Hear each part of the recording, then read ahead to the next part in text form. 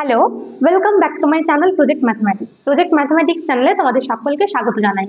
তো আজকে আমরা করব ক্লাস 6 এর পূর্ব পাঠের পুনরালোচনা থেকে লসাগু গসাগু এই চ্যাপ্টারটা নিজে করে 1.2 আর 1.3 এর যে অঙ্কগুলো রয়েছে সেগুলো।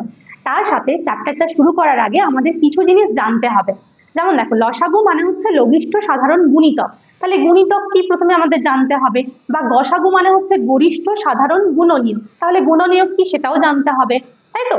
তো দেখো, আমরা গুণিতক গুণনীয়ক জানি না, কিন্তু আমরা কি জানি, আমরা নামতা জানি, তাই তো?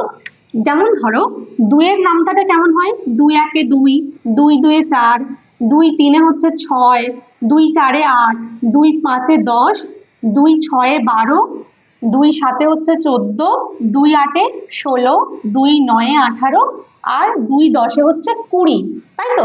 তো এগুলো আমরা কি বলি, যে 2 এর ঘরের নামতা। নামটা তো আমাদের মুখস্থ রয়েছে সবারই, 2 এর ঘর বা 3 এর ঘর।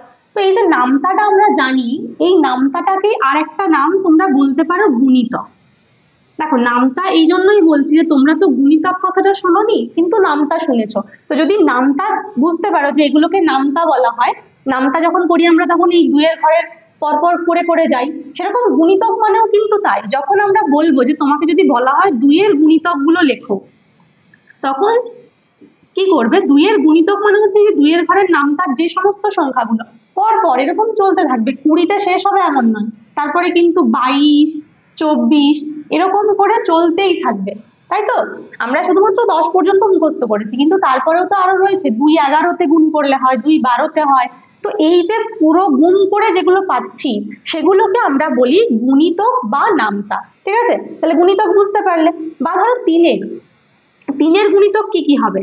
যদি বলা হয় যে তোমাকে যদি বলে 3-এর 3টি বা 4টি গুণিতক লিখো, তো 3-এর 4টি গুণিতক কি হবে? 3 একে 3, 3 2 6, 3 3 9 আর 3 4 12।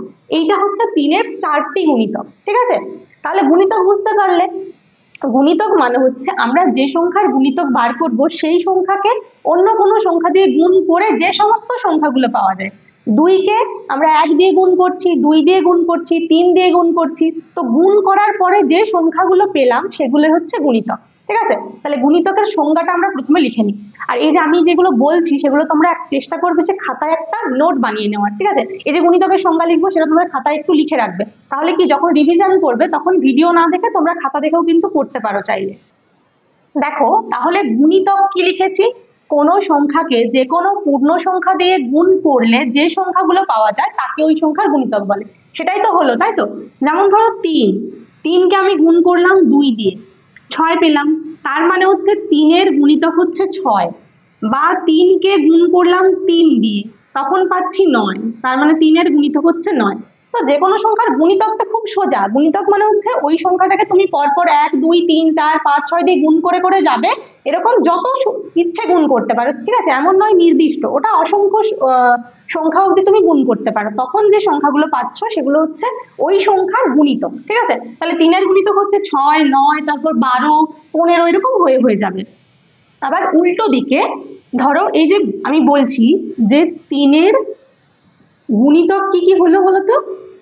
আমি এখানে 4টা লিখছি, 3 6 9 আর 12, ঠিক আছে? তাহলে 3-এর গুণিতক হচ্ছে 3 আর 6, 3-এর গুণিতক 3। আবার উল্টো দিক থেকে আমরা বলতে পারি এই যে 6-এর গুণনীয়ক হচ্ছে 3, বা 9 এর গুণনীয়কও হচ্ছে 3। কেন? কি বলা রয়েছে? যে সংখ্যা দ্বারা কোনো সংখ্যাকে ভাগ করলে কোনো ভাগশেষ থাকবে না, ঠিক আছে? তুমি যদি 6কে 3 দিয়ে ভাগ করো, তখন কোনো ভাগশেষ থাকবে কি? থাকবে না। 6কে 3 দিয়ে ভাগ করলে আমরা কি পাবো? 3 2 6, দেখো মিলে যাচ্ছে, তাই তো? বা 12কে যদি 3 দিয়ে ভাগ করি, কি পাবো? 3 4 12, মিলে যাচ্ছে। তো যে কোনো একটা সংখ্যাকে তোমাকে যদি বলে তাহলে 12-র একটা গুণনীয়ক বলো, 12-র একটা গুণনীয়ক কি হবে? তাহলে 3 বলতে পারো, তাই তো? 3 দিয়ে ভাগ করলে কোনো ভাগশেষ থাকছে না, ঠিক আছে? তো আরো বাকি গুণিতক গুলো কি করে পাবে? দেখো, 12-র তো এমন নয় শুধু একটাই গুণনীয়ক রয়েছে, আরো অনেক রয়েছে। তার মধ্যে কি কি হয় দেখো, প্রথমে 12কে আমরা ভাগ করব, ঠিক আছে? প্রথমে 2 দিয়ে ভাগ করব, 2 করতে 12 হয়, 2 6 12। তারপর ভাগ করব 2 3 6, তারপরে আরেকবার করব 3 1 3। তো এরকম ভাগ করতে করতে একদম সর্বশেষ যতক্ষণ না 1 আসছে ততক্ষণ আমাদের ভাগ করে করে যেতে হবে। তো এই যে ভাগ করছি যে সংখ্যাগুলো দিয়ে, তার মানে 12 এর গুণনীয়কগুলো কি কি হচ্ছে দেখো, 1 হচ্ছে, 2 হচ্ছে, 3 হচ্ছে, আর তার সাথে হবে দেখো এই যে 2 আর 2 কে যদি গুণ করি তাহলে কত পাবো 4, বা 2 কে 3 দিয়ে যদি গুণ করি তাহলে পাবো 6, আর সমস্তগুলোকে গুণ করলে পাবো 12। এইগুলো হচ্ছে 12 এর গুণনীয়ক। তো কি বুঝলে আপাতত এই দুটো জিনিস থেকে কি বুঝলে, যে গুণিতক কিন্তু অসংখ্য হতে পারে, গুণিতকের কোনো নির্দিষ্ট সীমা নেই। তুমি বলতে পারবে না যে এই সংখ্যার গুণিতক এইগুলোই, এর থেকে বেশি নেই, কিন্তু গুণনীয়ক হচ্ছে নির্দিষ্ট। 12 এর গুণিতক হচ্ছে এই 6টি, এর থেকে অন্য সংখ্যা কিন্তু পাবে না, ঠিক আছে। তার মানে কি দেখো, যে গুণিতক সেটা হচ্ছে অসীম পর্যন্ত চলতে থাকবে, কিন্তু গুণনীয়ক হচ্ছে এই নির্দিষ্ট, ঠিক আছে। পরপর এখানে 6টা পেলাম আমি। তারপর মনে করো আরেকটা সংখ্যা আমি বলছি 15। তাহলে 15কে আমরা কি কি লিখতে পারি দেখো, 15 হবে 1, 2 হবে না কারণ এটা বিজোড় সংখ্যা, 2 দিয়ে ভাগ করা যায় না, 3, 3 5 15, আর সর্বশেষ হচ্ছে 15, ঠিক আছে। তো দেখো কি হচ্ছে, এখানে যখন 12 লিখছি তখন কোথায় গিয়ে শেষ হলো 12তে, আর এখানে 15 যখন লিখছি তখন কোথায় গিয়ে শেষ হলো 15তে, আর শুরুটা কোথায় হচ্ছে 1-এ। তার মানে যে কোনো সংখ্যার সব থেকে ছোট গুণনীয়ককে, সেটা হচ্ছে 1, আর যে কোনো সংখ্যার সব থেকে বড় গুণনীয়ককে, সেই সংখ্যা নিজে। 15 এর যে গুণনীয়ক গুলো আছে তার মধ্যে সব থেকে বড় হচ্ছে 15, আর সব থেকে ছোট হচ্ছে কি 1, বা 12 এর সব থেকে বড় গুণনীয়ক হচ্ছে 12, আর সব থেকে ছোট গুণনীয়ক হচ্ছে 1, ঠিক আছে। তো গুণিতক গুণনীয়ক এই দুটো সংখ্যা খাতায় লিখে রাখো। এরপর আমরা শিখবো মৌলিক সংখ্যা আর যৌগিক সংখ্যা, যেটা তোমরা জানো হয়তো অলরেডি, কিন্তু আরেকবার সংখ্যাগুলো দেখে নাও। তো দেখো মৌলিক সংখ্যা বোঝার জন্য আমি কি করেছি, প্রথমে 1 থেকে 10 পর্যন্ত 10টা সংখ্যা লিখেছি। তো এর মধ্যে বিশেষ কয়েকটা সংখ্যা আছে, মানে এর মধ্যে থেকে আমরা 10টার মধ্যে থেকে কিছু সংখ্যা লিখবো যারা একই রকম, আর বাকিগুলো হচ্ছে একই রকম, দুটো আলাদা আলাদা টাইপ হবে। দেখো এখানে আমি 2, 3, 5, 7 এদেরকে লিখলাম একসাথে, ঠিক আছে, 2, 3, 5, 7, আর বাকি কি থাকলো, বাকি থাকলো 4, 6, 8, 10, ঠিক আছে। 4, 6, 8, সরি 8-এর পরে 9ও হবে, 8, 9, 10, 9 আর 10, ঠিক আছে। এদেরকে একটা জায়গাতে লিখেছি, আর একজন থাকছে একা, এক আলাদা থাকছে। তো এই যে সংখ্যাগুলো, এই 4টা সংখ্যার মধ্যে কি বৈশিষ্ট্য আছে, এদের 5 জনের মধ্যে বৈশিষ্ট্য আছে একটা কিছু, আর এক সে আলাদা। তো কি দেখো, এই যে 2, 3, 5, 7, একটু ভালো করে ভেবে দেখো যে এদেরকে কি তুমি কোনো সংখ্যা দিয়ে ভাগ করতে পারবে ওই সংখ্যাগুলো ছাড়া। 2কে যখন আমরা ভাগ করব শুধুমাত্র করতে পারি 2 1-এ 2, ব্যাস হয়ে গেল শেষ, ঠিক আছে। বা 3কে যদি ভাগ করি, 3কে 3 দিয়েই ভাগ করা যাবে, 3 1-এ 3, আর অন্য কোনো সংখ্যা দিয়ে ভাগ করা যাচ্ছে না, তাই তো। মানে 2কে আমরা শুধু লিখতে পারবো 1 গুণিত 2, 3কে লিখতে পারবো 1 গুণিত 3। কিন্তু দেখো যদি আমি 6কে নিই, 6কে নিলে কিন্তু তুমি ভাগ করতে পারবে, এখানে করতে পারবে 3 2 এ 6, তখন কি হচ্ছে, তখন 6-এর বেলাতে হচ্ছে 1 তো থাকছেই, তার সাথে 2 থাকছে, আরো 3 থাকছে, তার মানে কি অন্য আরো একটা সংখ্যা পাওয়া যাচ্ছে 6 ছাড়াও, তাই তো। তো কি দেখো বৈশিষ্ট্যগুলো কি, এই যে 2 3 5 7 এদের যখন আমরা গুণনীয়কগুলো লিখবো তখন কি পাবো, 2 এর গুণনীয়ক হবে শুধুমাত্র 1 আর 2, 3 এর গুণনীয়ক হবে 1 আর 3, 5 এর গুণনীয়ক হবে 1 আর 5, আর 7 এর গুণনীয়ক হবে 1 আর 7, ঠিক আছে। এগুলো হচ্ছে এদের গুণনীয়ক। দেখো শুধুমাত্র 1 আর সেই সংখ্যাটিই পাচ্ছি, অন্য কোনো গুণনীয়ক নেই।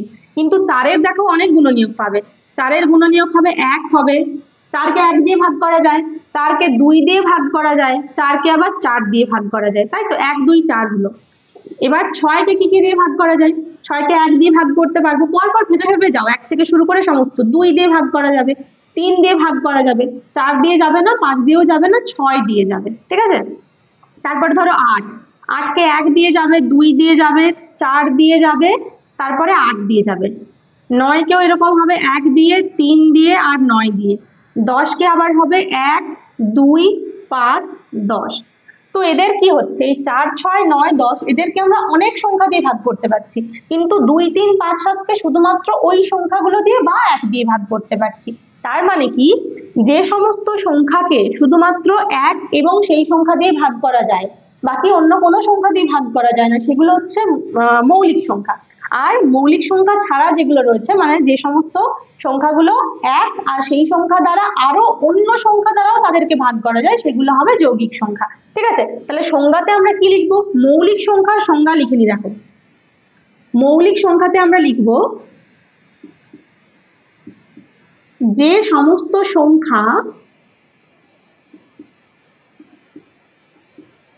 1 এবং সেই সংখ্যা দ্বারা মানে যে সংখ্যাটাকে তুমি, যে সংখ্যার কথা বলছো, 1 এবং সেই সংখ্যা দ্বারা বিভাজ্য মানেই হচ্ছে ভাগ করা যায়, তাদের মৌলিক সংখ্যা বলে।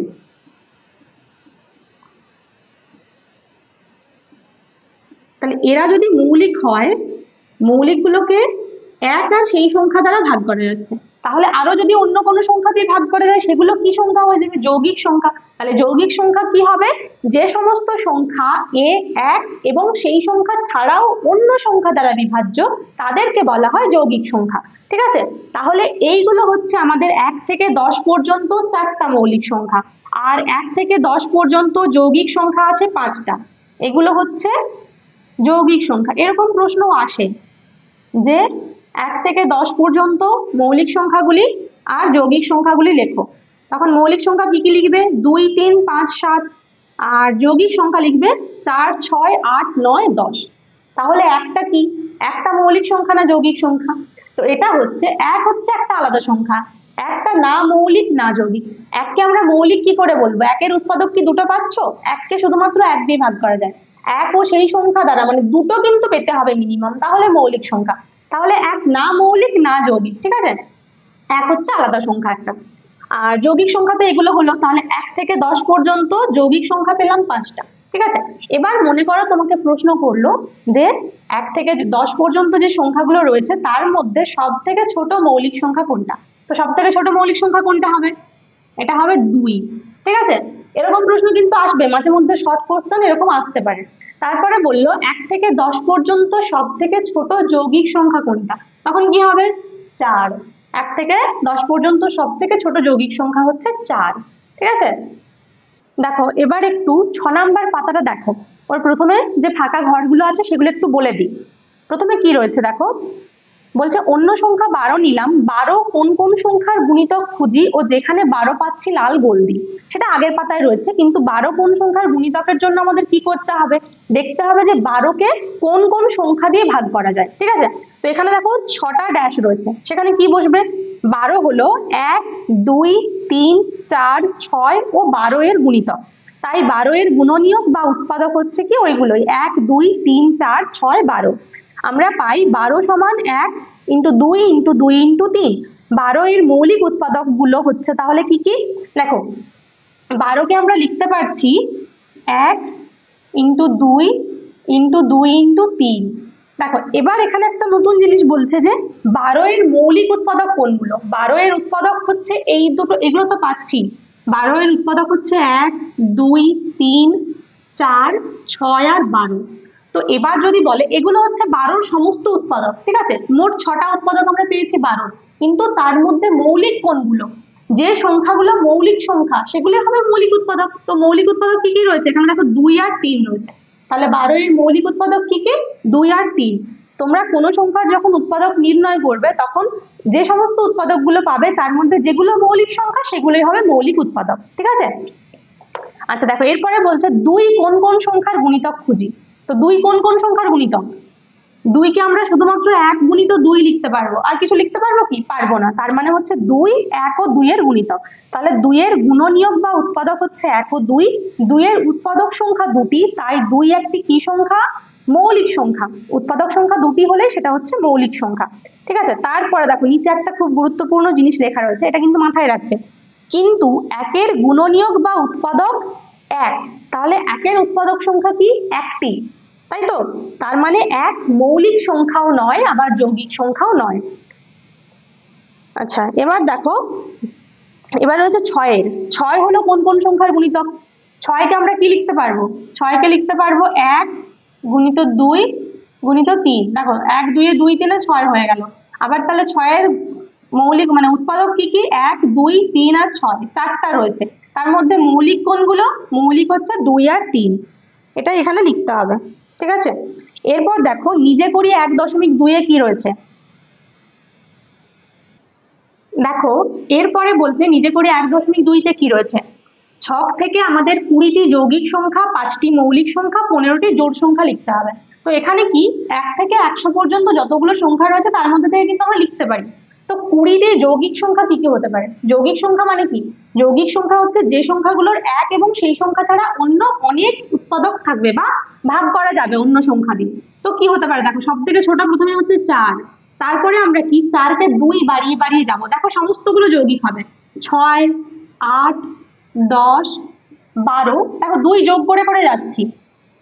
এই সমস্ত সংখ্যাগুলো হচ্ছে যুগ্ম সংখ্যা। ঠিক আছে, 12 14, তারপরে দেখো 15 হবে, কিন্তু 15 হবে, 16 হবে, 17 হবে না, 18 হবে, 19 হবে না, 20 হবে, 22 23 হবে না, 24 হবে, 25ও হবে, 25 5 5 25 হয়, 26 হবে, 27 হবে, 28 হবে, 30 হবে। কটা হয়েছে? 3 3 6 3 9 10 11 12 13 14 15 16 17টা হয়েছে।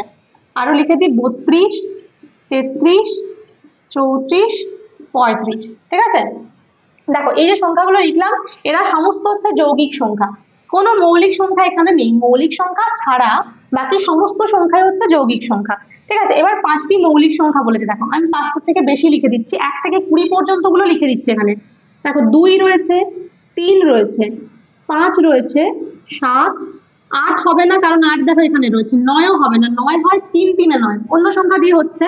9 হবে না, 10 হবে না, 11 হবে, 13 17 19। ঠিক আছে, এই সমস্ত সংখ্যাগুলো হচ্ছে 1 থেকে 20 এর মধ্যে মৌলিক সংখ্যা, এগুলো ছাড়া অন্য কোনো মৌলিক সংখ্যা কিন্তু আর নেই। আচ্ছা, এবার রয়েছে 15টি জোড় সংখ্যা।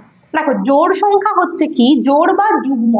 যুগ্ম সংখ্যা হচ্ছে যে সমস্ত সংখ্যাগুলোকে আমরা 2 দিয়ে ভাগ করতে পারি, মানে 2 এর সমস্ত গুণিতকগুলি হচ্ছে যুগ্ম সংখ্যা। এর থেকে জটিল মানে এর থেকে সহজভাবে বলা যাবে না। ঠিক আছে, 2 এর যে গুণিতক, 2 এর গুণিতক কি কি রয়েছে? 2 নিজেও, 2 1 2 2 2 4 2 3 6 2 4 8, এরকম করে আমরা লিখে যাব কতগুলো? 15টা, মানে 2 15 তে 30 পর্যন্ত লিখতে হবে আমাদের। তারপর দেখো 12 14 16 18 20, এরপর রয়েছে 22 24 26 28 আর 30। দেখো 15টা হয়ে গেছে। ঠিক আছে, তাহলে বুঝতে পারলে তো যৌগিক সংখ্যা আর জোড় সংখ্যার মধ্যে পার্থক্য কি। দেখো এখানে 15টা, এই যেমন ধরো 15টা হচ্ছে যৌগিক সংখ্যা, কিন্তু 15 জোড় সংখ্যা নয়। কেন? জোড় সংখ্যা হচ্ছে 2 দিয়ে ভাগ করা যেতে হবে, সেগুলো হচ্ছে জোড় সংখ্যা। তো এই সমস্ত সংখ্যাগুলোকে 2 দিয়ে ভাগ করা যায়, কিন্তু 15কে 2 দিয়ে ভাগ করা যায় না। তারপর মনে করো 25কে 2 দিয়ে ভাগ করা যায় না, 27কে ভাগ করা যায় না। তার মানে এরা জোড় সংখ্যা নয়, কিন্তু এরা যৌগিক সংখ্যা। যৌগিক সংখ্যা মানে কি? ওদেরকে অন্য সংখ্যা দিয়ে তো ভাগ করা যায়, 2 দিয়ে ভাগ না করা গেলেও অন্য কোনো সংখ্যা দিয়ে ভাগ করা যায়। যেমন 27কে 3 দিয়ে ভাগ করা যায়, 9 দিয়ে ভাগ করা যায়। ঠিক আছে, আর মৌলিক সংখ্যা তো বুঝতেই পারলে যে এদেরকে দেখো একটা 1 আর ওই সংখ্যাগুলো ছাড়া অন্য কোনো সংখ্যা খুঁজে পাবে না যেটা দিয়ে তুমি এদেরকে ভাগ করতে পারবে। 19কে শুধুমাত্র 19 দিয়ে ভাগ করা যায়, অন্য কোনো সংখ্যা দিয়ে এদেরকে ভাগ করা যাবে না। ঠিক আছে, দেখো এবার আমরা একটা খুব মজার জিনিস শিখবো, সেটা হচ্ছে ইরাটোস্থিনিসের চালুনি। ঠিক আছে, ইরাটোস্থিনিস একজন গ্রিক গণিতজ্ঞ ছিলেন। তিনি কি কোন সংখ্যার গুণনীয়ক বা উৎপাদক এটা না বের করেই শুধুমাত্র এই যে ছকটা, এটার থেকে বলতে পেরেছিলেন যে কোন সংখ্যাগুলো মৌলিক বা কোনগুলো যৌগিক। মানে মূলত এখান থেকে মৌলিক সংখ্যাগুলো চালুনি মানে কি? চালুনি কি করে? ছেঁকে নেয়, তাই তো? চালুনিতে আমরা কি করি? নিচের দিকে যেগুলো একদম সূক্ষ্ম জিনিস সেগুলো নিচে চলে যায় আর বড়গুলো উপরে থেকে যায়। তো তার জন্য এটাকে চালনী বলা হয়েছে, এই জন্য কি এখান থেকে আমরা মৌলিক সংখ্যাগুলোকে ছেঁকে আলাদা করে নিতে পারবো। ঠিক আছে, তো দেখো কি করে করব। এখান থেকে আমরা প্রথমে কি করে যাব, যে সমস্ত সংখ্যাগুলো যৌগিক সংখ্যা সেগুলোকে কেটে কেটে যাব। প্রথমে কি হবে দেখো, প্রথমে 1কে আমরা কাটবো, তাই তো? 1কে কাটলে কি হবে? কেন কাটছি? কারণ 1 হচ্ছে যৌগিক সংখ্যাও নয়, মৌলিক সংখ্যাও নয়, তাই 1কে কেটে দিলাম। এবার দেখো, এবার আমাদের দেখতে হবে যে কোন সংখ্যাগুলো হচ্ছে যৌগিক সংখ্যা। তো আমরা যে শিখেছিলাম 1 2 3 4 5 6 7 8 9 10, এদের মধ্যে যৌগিক সংখ্যা সব থেকে ছোট কোনটা ছিল? 4 ছিল। তাহলে এবার 4 কে কেটে নিলাম। এবার দেখো যদি 4 হয় তো 4 এর পরে এই যে 6 ঠিক 2 ঘর পরে পরে সেই সংখ্যাগুলো সমস্ত যৌগিক সংখ্যা হবে। তাহলে আমরা 2 ঘর পর পর এগুলোকে কেটে দিলাম, ঠিক আছে। এবার দেখো যেহেতু 4 কাটা গেছে, তাহলে এই যে 4 এর পরে এই যে ঘরটা রয়েছে এখানেও সমস্ত সংখ্যাগুলো কিন্তু যৌগিক সংখ্যা, তাহলে এরাও কাটা যাবে, এরা সমস্ত কাটা গেল। একইভাবে এদিকে 16 26 36 এরা সবাই কাটা গেল, কেননা এরাও সবাইকে 2 দিয়ে ভাগ করা যায়। যে সমস্ত সংখ্যাগুলো জোড় সংখ্যা, জোড় সংখ্যাগুলোকে 2 দিয়ে ভাগ করা যায়, তার মানে জোড় সংখ্যা সব কাটা যাবে, ঠিক আছে। দেখো এগুলো তো গেল, এরপরে আরো এখনো অনেক সংখ্যা বাকি রয়েছে। সেগুলো হচ্ছে দেখো এই যে 2 এর ঘরটাতে রয়েছে কি কি রয়েছে? 12 22 32, এদেরকে সবাইকে 2 দিয়ে ভাগ করা যায়, তাহলে এগুলো আবার কি হবে? কাটা যাবে। আচ্ছা এবার দেখো 5 এর ঘরের দেখো এরা সবাই কাটা যাবে, কারণ 5 দিয়ে এদেরকে ভাগ করা যায়। বাকি থাকলো 9 এর ঘরের দেখো এখানে 19 কাটা যাবে না। এবার দেখবো আরো কোনগুলো ভাগ করে, যেমন প্রথম থেকে দেখে নি। দেখো এখানে 11 13 রয়েছে, আর জোড় সংখ্যা কোথায় রয়েছে? জোড় সংখ্যা আর কোনো আমাদের নেই। এবার দেখতে হবে আর যে বাকি উৎপাদক গুলো রয়েছে সেগুলো, মানে ধরো 21 হচ্ছে 3 7 21, তাহলে 21 কাটা গেল। এরপরে 27 কাটা গেল, কারণ 3 9 27। 29 ভাগ করা যাবে না, কাটা গেল না। এখানে 33 কাটা গেল, 33 এর পরে 39 কাটা গেল। এখানে এবার কাটা যাবে কত? দেখো 49 কাটা গেল। এরপরে 51 কাটা যাবে, এরপর 57 কাটা যাবে, 59 কাটা যাবে, 63 কাটা যাবে, 69 কাটা যাবে, 77 কাটা যাবে, এখানে 81, এখানে 99, আর এখানে 93, ঠিক আছে। ব্যাস দেখো সমস্ত সংখ্যাগুলো কাটা হয়ে গেল। এবার বাকি যেগুলো থাকলো সেগুলোকে আমরা গোল দাগ দিতে থাকবো, ঠিক আছে। তাহলে দেখো এখানে কি কি থাকলো? আমাদের 2 আছে, 3 আছে, 5 আছে, 7 আছে, ঠিক আছে। আচ্ছা এখানে 9টাও কিন্তু কাটা যাবে, 9 তো হচ্ছে 3 3 9 হয়, এটা আমি কাটতে ভুলে গেছি। 9 কাটা যাবে, এখানে 91 কাটা যাবে, ঠিক আছে। এরপর দেখো এখানে রয়েছে 11,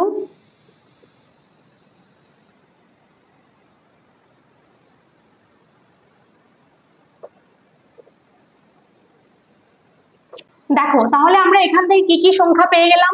এই সংখ্যাগুলো হচ্ছে 1 থেকে 100 পর্যন্ত সমস্ত মৌলিক সংখ্যা। কি কি রয়েছে? 2 3 5 7 11 13 17 19 23 29 31 37 41 43 47, এখানে 53, এখানে 59 61 67 71 73 79, আর এখানে হচ্ছে 83 89 আর 97। তাহলে মোট কটা সংখ্যা হলো দেখো?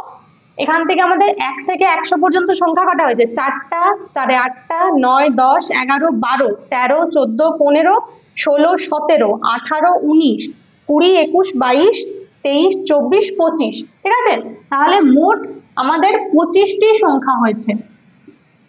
তাহলে 1 থেকে 100 পর্যন্ত মোট মৌলিক সংখ্যা কতগুলো পাওয়া গেল? 25টি, ঠিক আছে। তো এই যে ছকটা, এটার থেকে আমাদের কি কোনো গুণনীয়ক বা গুণিতক বার করতে হলো না। আমরা একেবারে শুধুমাত্র যৌগিক সংখ্যাগুলো কেটে, যৌগিক সংখ্যা আর জোড় সংখ্যা মিলিয়ে যতগুলো সংখ্যা হচ্ছে সেগুলো কেটে আমরা যে 25টা মৌলিক সংখ্যা সেগুলো খুব সহজে পেয়ে গেলাম। তো এটাকেই বলা হয় ইরাটোস্থিনিসের চালুনি, ঠিক আছে, বা সিভ অফ ইরাটোস্থিনিস। তো দেখো এর পরের প্রশ্ন রয়েছে 101 থেকে শুরু করে 200 পর্যন্ত মৌলিক সংখ্যাগুলো লিখতে হবে। তো এখানে কি রয়েছে? 101 নিজে একটা মৌলিক সংখ্যা। তো 101 থেকে শুরু করে দেখো মোট এখানে রয়েছে আমাদের 21টি মৌলিক সংখ্যা রয়েছে 100 থেকে 200-র মধ্যে, বা 101 থেকে 200-র মধ্যেও বলা যায়, ঠিক আছে। তো এখানে মৌলিক সংখ্যাগুলো কি কি? এই 21টি হচ্ছে মৌলিক সংখ্যা। দেখো এবার আমরা উৎপাদকে বিশ্লেষণ শিখবো। তো উৎপাদকে বিশ্লেষণ মানে হচ্ছে ভাগ করা, ঠিক আছে। আমরা এই যে সংখ্যাগুলো, যে সংখ্যাটা তোমাকে দেবে সেই সংখ্যাটাকে তুমি ভাগ করে করে যাবে, কিন্তু মনে রাখবে যে আমাদের ভাগ করতে হবে মৌলিক সংখ্যা দিয়ে। মৌলিক সংখ্যা কোনগুলো? যেমন 2 3 5 7 11 13, ঠিক আছে, মোটামুটি এই সংখ্যাগুলো দিয়ে ভাগ করলেই হবে। তারপর রয়েছে 17 আর 19, 1 থেকে 20 পর্যন্ত এগুলো, তো মোটামুটি 1 থেকে 20 পর্যন্ত যে মৌলিক সংখ্যাগুলো আছে সেগুলো কিন্তু মুখস্থ রাখবে। তো সেখান থেকে আমরা মৌলিক সংখ্যা দিয়ে পরপর ভাগ করে যাব। তো দেখো, সব থেকে প্রথমে আমরা দেখবো যে 2 দিয়ে ভাগ করা যাচ্ছে কিনা কোনো সংখ্যাকে। প্রথমে 2 দিয়ে চেষ্টা করব, তারপরে 2 দিয়ে না হলে 3 দিয়ে করব, তারপরে 5 দিয়ে, 7 দিয়ে, পরপর ভেবে ভেবে যাব। তো 12 তো 2 দিয়ে ভাগ করা যায়, 2 6 হচ্ছে 12, ঠিক আছে। এরপরে দেখবো আবার কি 2 দিয়ে ভাগ করা যাবে, যতক্ষণ 2 দিয়ে করা যাবে আমরা কিন্তু করে যাব। দেখো 2 3 এ 6, ঠিক আছে। এবার আর একবার হবে 3 1 এ 3। মনে রাখবে উৎপাদক করতে করতে আমাদের কিন্তু এই 1 এ এসে থামতে হবে, ঠিক আছে, যতক্ষণ না 1 আসছে আমরা উৎপাদক কিন্তু করতে পারবো। এরপর দেখো 18, 18 কি হবে বলতো, 2 দিয়ে ভাগ করছি, 2 9 এ 18। এরপর আর কিন্তু 2 দিয়ে করা যাবে না, দেখো 9 চলে এসছে, এটা হবে 3 3 এ 9, আর একবার হবে 3 1 এ 3, ঠিক আছে, 18 হলো। এবার করব 30 এ, 30 এর 2 দিয়ে ভাগ করলে কত হবে, 2 1 এ 2, হাতে 1 থাকলে 5, 2 5 এ 10, 15 হলো। এবার দেখো 2 দিয়ে আর হবে কি, আর 2 দিয়ে হবে না, তখন আমরা যাবো পরের সংখ্যাতে, মানে 3, 3 দিয়ে হলে কত হবে, 3 5 এ 15, ঠিক আছে, হয়ে গেল। এবার 5 কিন্তু মৌলিক সংখ্যা চলে এসছে, তাহলে 5 1 এ 5। প্রথমে দেখবে একদম শেষে মৌলিক সংখ্যা আসবে, তারপর সেই সংখ্যাটা দিয়ে ভাগ করে শেষে 1 আসবে, ঠিক আছে। তো 12 এর উৎপাদক যেগুলো হলো, দেখো আমরা কি লিখতে পারি, লিখতে পারি 12 সমান হচ্ছে 1 গুণিত 2 গুণিত 2 গুণিত 3, লিখলাম, ঠিক আছে। এগুলো হচ্ছে 12 এর উৎপাদক। উৎপাদকের বিশ্লেষণ তো আমরা শিখলাম যে এইভাবে উৎপাদকের বিশ্লেষণ করতে হয়, 3টা বুঝতে পারলে। তো এবার উৎপাদক থেকে আমরা দেখবো সাধারণ গুণনীয়ক কি করে হচ্ছে। দেখো এবার 18 কে কি লিখতে পারি, 18 কে লিখবো 1 রয়েছে, একটা 2 রয়েছে, আর দুটো 3 রয়েছে, আর রয়েছে কত, 30, 30 এ রয়েছে দেখো 1 2 3 আর 5, ঠিক আছে। তো এবার এদের মধ্যে সাধারণ গুণনীয়ক কোন কোনগুলো রয়েছে, দেখো 2 দেখো প্রত্যেকেরই রয়েছে, ঠিক আছে, 2 রয়েছে, আর দেখো রয়েছে 3। তো এইগুলো হচ্ছে সাধারণ গুণনীয়ক। কি কি পেলাম তাহলে, 2 আর তার সাথে 3 সমান হচ্ছে 6। তাহলে এদের সাধারণ গুণনীয়ক হচ্ছে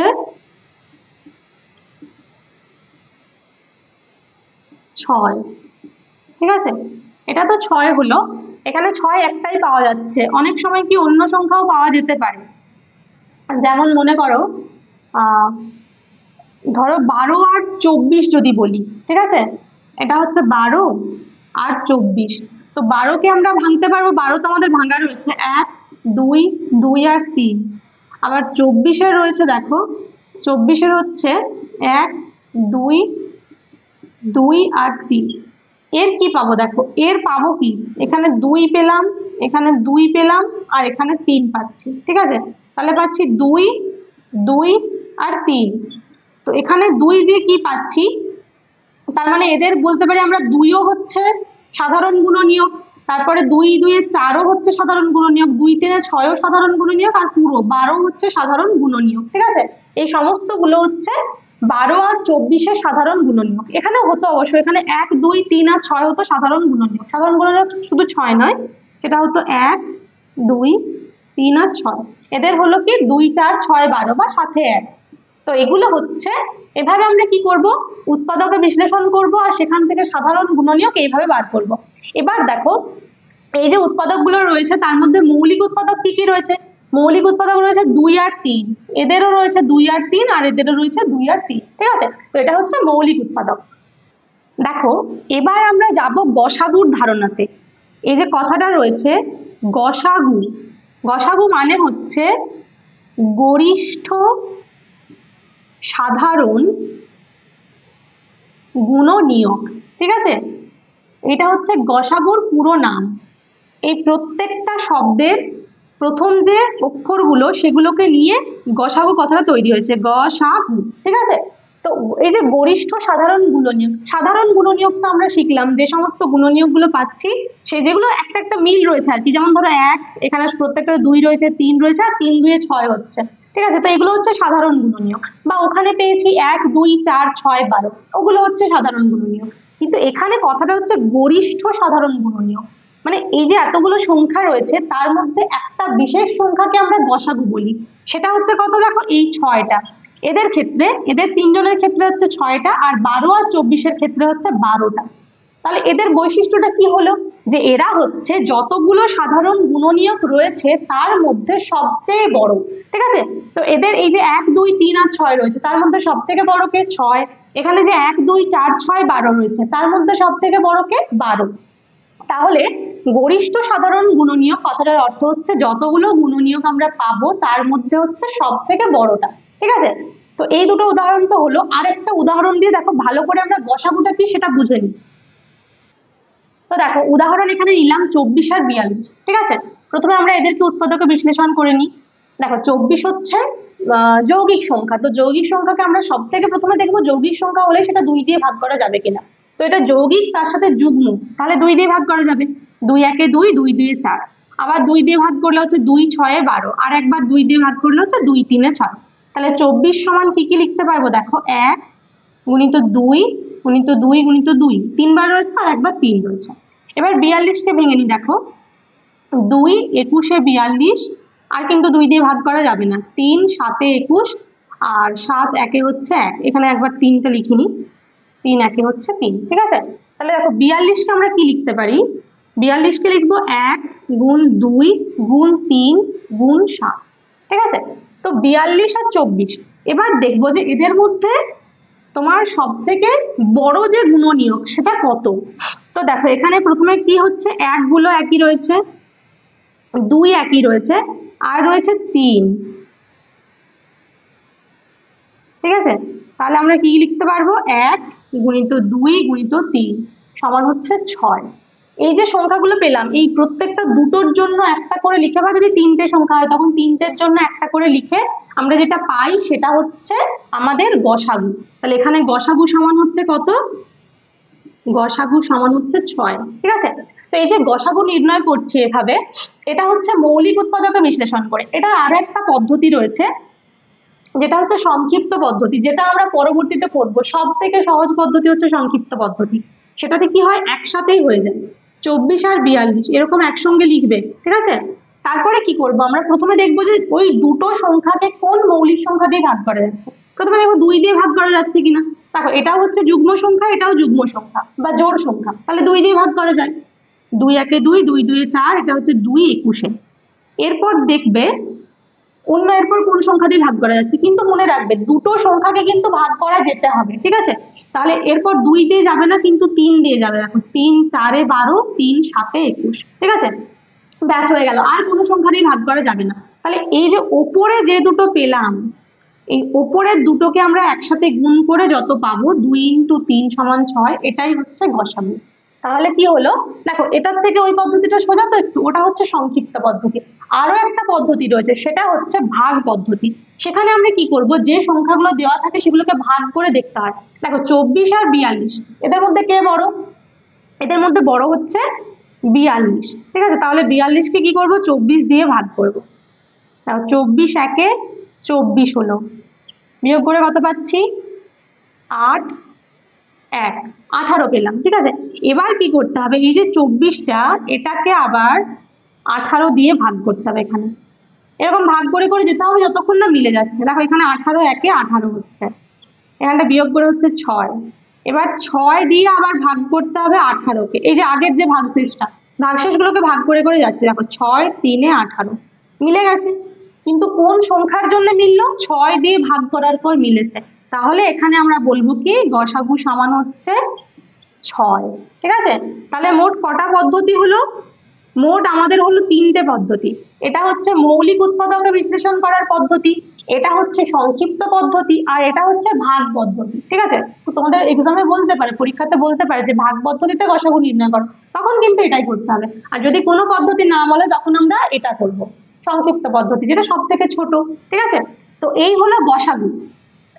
এবার আমরা শিখবো লসাগু কি। দেখো লসাগু মানে হচ্ছে লঘিষ্ঠ সাধারণ গুণিতক। ঠিক আছে, লসাগুতে হয় গুণিতক, আর গসাগুতে কি হয়েছিল, গুণনীয়ক। মনে রাখবে যে গুণনীয়কের আরেকটা নাম কি বলেছি, গুণনীয়ক বা উৎপাদক। গুণনীয়ককে উৎপাদক বলা হয়। তো যখন গুণনীয়ককে যেহেতু উৎপাদক বলা হয়, আমরা উৎপাদকে যখন বিশ্লেষণ করি তখন কি পাই? তখন গুণনীয়ক পাই।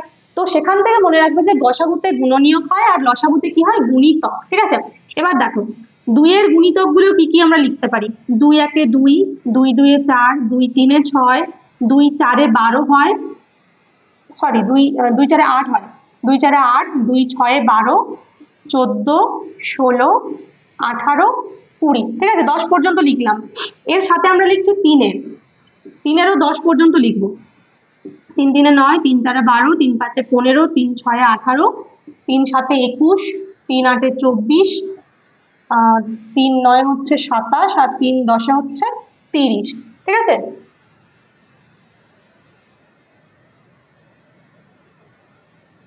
আচ্ছা এখানে একটা লিখিনি, সেটা হচ্ছে 10টা লেখা হয়নি।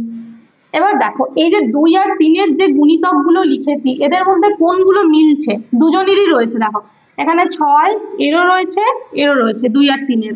তারপরে কি রয়েছে? দেখো 12 রয়েছে এর, দুজনেরই। তারপরে কি দেখতে পাচ্ছ? 18 দুজনেরই রয়েছে। ঠিক আছে, তাহলে আমরা সাধারণ গুণিতক কি কি পেলাম? 2 আর 3-এর 3টি সাধারণ গুণিতক পেলাম। সেটা হচ্ছে কি? 6, 12 আর 18। ঠিক আছে, সাধারণ গুণিতক। এবার লসাগুর নামটা কি? লসাগু মানে হচ্ছে লঘিষ্ঠ সাধারণ গুণিতক। তো এই যে সাধারণ গুণিতক গুলো পেয়েছি, এমন তো নয় যে 18তেই শেষ হয়ে যাবে। আমি নামটাটা এখানে 10-এ শেষ করে দিয়েছি, কিন্তু এরপরে তো আরো থাকতো, তাই তো? সেরকম এখানেও কিন্তু 6, 12, 18, তারপরে 24 এরকম কিন্তু চলে চলে যেত এদের সাধারণ গুণিতক। তো সব থেকে বড়টা তো আমরা গুণিতকে বলতে পারবো না কোনটা, তো যেটা সব থেকে ছোট এই যে 6টা, সেটা হচ্ছে লসাগু। কার? 2 আর 3। তাহলে 2 আর 3-এর লসাগু কি হলো? অতএব লসাগু সমান হচ্ছে 6। দেখো লসাগুতে লঘিষ্ঠ কেন থাকে? কারণ গুণিতকের সব থেকে বড় জানা যায় না, জানি না আমরা সব থেকে বড় গুণিতক কোনটা হয়। 2 এর সব থেকে বড় গুণিতক বলা যাবে না, কিন্তু ছোট বলা যাবে। তার জন্য লসাগুতে হয় লঘিষ্ঠ সাধারণ গুণিতক। এভাবে মনে রাখবে। ঠিক আছে, তাহলে লসাগু কত হলো? 6 হলো। এবার দেখো এটা তো একটা পদ্ধতি যেটা এরকম ভাবে গুণিতক করে বার করতে পারছি, আর একটা রয়েছে ওই সংক্ষিপ্ত পদ্ধতি, যেভাবে আমরা লসাগুটা খুব সহজে বার করে নিতে পারবো। দেখো এরপরে আমরা শিখবো যেটা লসাগু দুটো পদ্ধতিতে আলাদা আলাদা। এটা হচ্ছে মৌলিক উৎপাদকে বিশ্লেষণ আর এটা হচ্ছে সংক্ষিপ্ত পদ্ধতি। ঠিক আছে, তো মৌলিক উৎপাদকে দেখো বিশ্লেষণ তো তোমরা শিখেছো, তার জন্য আমি এখানে বিশ্লেষণটা করে নিয়েছি। এবার কি করব? 12কে ভাঙবো। দেখো 12কে কি কি লিখতে পারি? 2 গুণ 2 গুণ হচ্ছে 3। 18কে লিখছি, একগুলো না লিখলেও চলবে। 18 হচ্ছে 2 গুণ 3 গুণ হচ্ছে 3। 24 হচ্ছে 3টে 2 রয়েছে, 2 গুণ 2 গুণ একটা 3 আর একটা 2টা শেষে লিখছি। ঠিক আছে, এবার দেখো এখান থেকে আমরা দেখবো যে জোড়া কতগুলো হচ্ছে। এই 3টের একটা জোড়া রয়েছে, দুটো হলেও কিন্তু একটা জোড়া ধরতে হবে, আর এই 3টের একটা জোড়া রয়েছে। ঠিক আছে, 3 জনের। তাহলে অতএব এখান থেকে আমরা লসাগু কি লিখবো? দেখো লসাগু সমান লিখতে পারবো এই যে 3টের জন্য একটা 2, এখানে দুটো 2 এর জন্য একটা 2, এখানে দুটো 3টে 3-এর জন্য একটা 3, আর বাকি যেগুলো থাকছে তাদেরকে লিখে দিতে হবে। সমান কত হচ্ছে? 2 2 4, 4 3 12, 12 3 36 আর 2 হচ্ছে 72। ঠিক আছে, তাহলে লসাগু হলো 72। এটা হচ্ছে মৌলিক উৎপাদকে বিশ্লেষণ, আর এটা হচ্ছে সংক্ষিপ্ত পদ্ধতি। দেখো এখানে কি হয়? গসাগুতে যেমন 3 জনকে মিলে যেতে হয়, এখানে কিন্তু মিনিমাম দুটো দিয়ে ভাগ করলে মিললেই হবে, মানে দুটোকে মিললেই হবে। তাহলে 2 6 12, 2 9 18, 2 12 24। আবার এখানে 3 দিয়ে ভাগ করতে পারবো। দেখো 3 2 6, 3 3 9, 3 4 12। এরপর কিন্তু আর এমন সংখ্যা পাবে না যেটাকে 3টে দিয়েই ভাগ করা যাবে, 3টেকেই ভাগ করা যাবে, কিন্তু দেখো 2 দিয়ে এই দুজনকে ভাগ করা যায়। তাহলে করতে পারি 2 1 2, 3টে এরকম থেকে যাবে যেরকম রয়েছে, আর এখানে হচ্ছে 2 2 4। অতএব লসাগু সমান কত লিখতে পারি বলো তো? লসাগু সমান লিখবো এই যে সংখ্যাগুলো সমস্ত রয়েছে এগুলো গুণ করবো, মানে 2 × 3 × 2, তার সাথে নিচে রয়েছে 1 × 3 × 2 সমান গুণ করলে দেখো পাবে 72। ঠিক আছে, তাহলে এটা হচ্ছে লসাগু সংক্ষিপ্ত পদ্ধতিতে, আর এটা হচ্ছে মৌলিক উৎপাদকে বিশ্লেষণ। পরীক্ষাতে আমাদের যেরকম বলবে, মানে যদি বলে যে মৌলিক উৎপাদকে বিশ্লেষণ করো তখন এটা করবো, আর যদি কিছু না বলে তখন এইভাবে কিন্তু আমরা লসাগু করবো। তাহলে দেখো লসাগু গসাগু নির্ণয় করতে আমরা শিখলাম। এবার দেখবো লসাগু আর গসাগুর মধ্যে কি সম্পর্ক।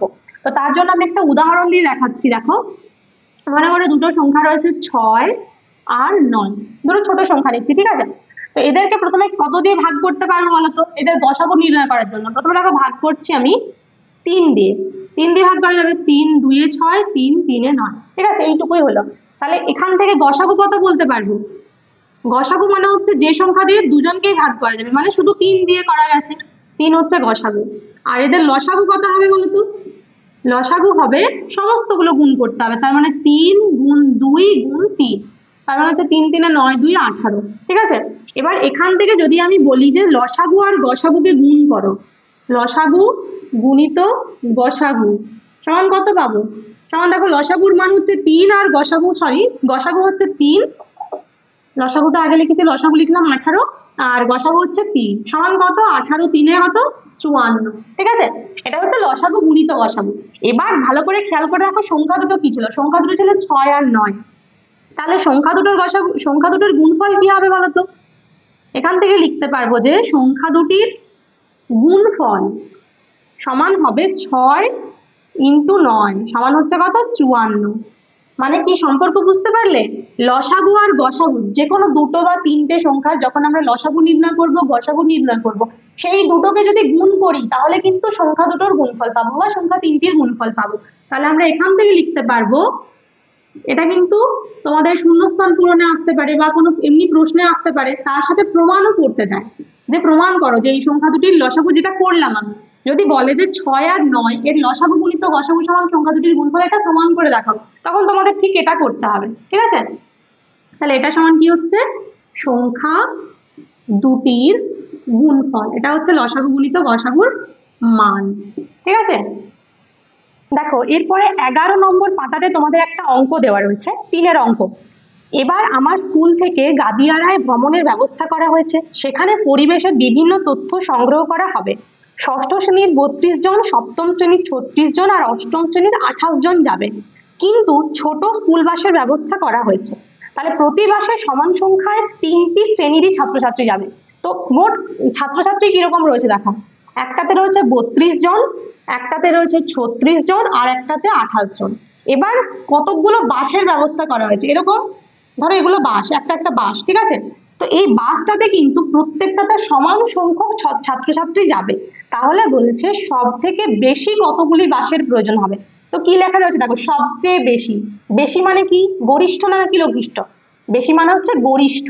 তো এটা মনে রাখবে, যখন সবচেয়ে বেশি বলবে তার মানে নিশ্চয়ই আমাদের গরিষ্ঠ সাধারণ গুণনীয়ক অর্থাৎ গসাগু নির্ণয় করতে হবে। গসাগুটা যদি আমি এই 3টে সংখ্যার নির্ণয় করি তাহলে আমরা বুঝে যাবো যে কতগুলি বাসের প্রয়োজন হবে। ঠিক আছে, তাহলে দেখো গসাগু সমান কত হচ্ছে, এদের কি করব? প্রথমে আমরা সংক্ষিপ্ত পদ্ধতি করব। এমন একটা সংখ্যা দেখবো পরপর 2 3 4, যেটা দিয়ে প্রত্যেককে ভাগ করা যাবে। দেখো 3 জনের জোড় সংখ্যা, তাহলে 2 দিয়ে তো ভাগ করা যাবে। 2 16 32, 2 1 2, 2 8 16, 2 14, আরো একবার 2 দিয়ে করা যাবে, তাহলে হচ্ছে 2 8 16, 2 9 18, 2 7 14। দেখো এরপর কিন্তু আর আমরা ভাগ করতে পারবো না, তাই তো? 8 9 7 কোনো সংখ্যা দিয়ে ভাগ করা যাবে না। তাহলে এখান থেকে কি পেলাম? গসাগু সমান পেলাম এই যে এই দুটো সংখ্যার গুণফল কত? 2 গুণ 2 সমান হচ্ছে কি 4। এটা হচ্ছে গসাগু। এবার গসাগু যত সেটাই হচ্ছে আমাদের কতগুলো বাসের প্রয়োজন, তার মানে আমরা কি লিখবো? সবচেয়ে বেশি 4টি বাসের প্রয়োজন। এবার বলছে প্রতিটি বাসে মোট কতজন, মানে প্রতিটি বাসে মোট ছাত্রছাত্রী কতজন করে যাবে? একটা একটা বাসে 4টা তো বাস দরকার, এরকম 4টা বাস। তাহলে বলছে প্রত্যেকটা বাসে কতজন করে ছাত্রছাত্রী বসবে।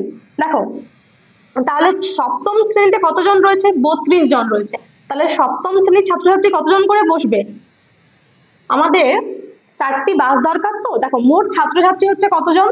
32 প্লাস 36 প্লাস 28 সমান কত হচ্ছে? 50 60 90 96। ঠিক আছে, মোট হচ্ছে 96 জন ছাত্রছাত্রী। 4টি বাস রয়েছে, প্রত্যেকটি বাসে সমান সংখ্যায় বসবে। তাহলে মোট প্রতিটি বাসে কতজন করে ছাত্রছাত্রী বসবে?